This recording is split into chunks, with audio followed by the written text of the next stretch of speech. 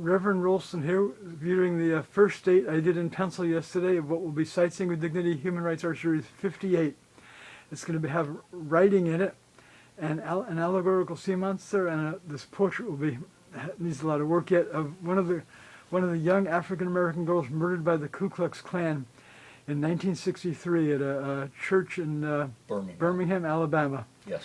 And the writing is going to be about Donald Trump and his supporters with his unrepentant, he's never apologized for the birther race hate campaign targeting all blacks, the Obama family, and blacks worldwide.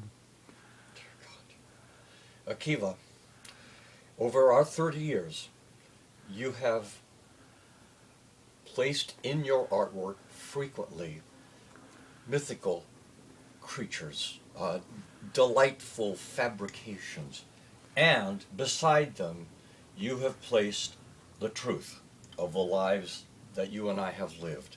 A place where that girl's life, she and her 3 friends, were endangered because they were black children.